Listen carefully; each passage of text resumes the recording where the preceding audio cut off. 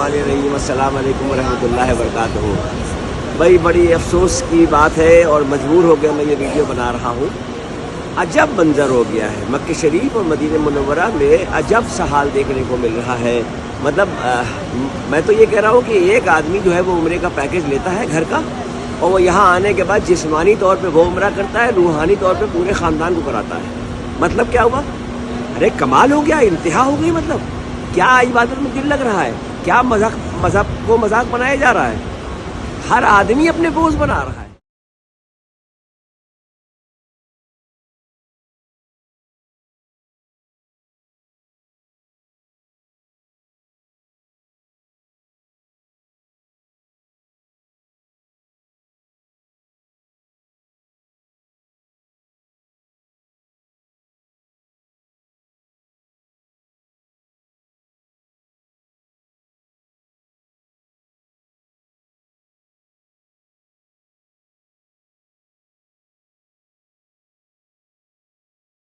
یعنی خانہ کعبہ کے اطراف میں طواف کے دوران یا اس کے غلاف سے لپٹنا، آدمی سمجھتا ہے کہ جذبے سے لپٹ رہا ہے۔ ابھی یہ آپ ویڈیو دیکھیے نیچے کس انداز میں لگے ہوئے لوگ۔ یہی حال میں نے مدینہ منورہ میں دیکھا۔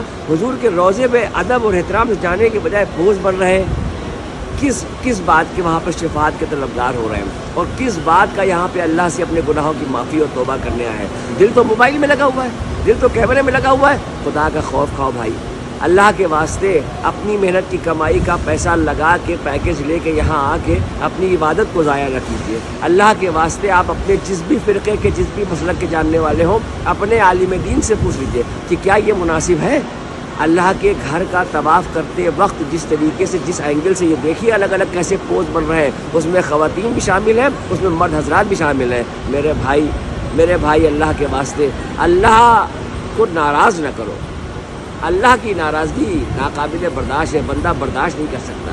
اللہ سے دوستی کر لو گے تو عاقبت سنور جائے گی، لیکن اللہ کے گھر میں آ کے اگر اس طریقے کی حرکتیں ہیں تو پھر اللہ ہی مالک ہے۔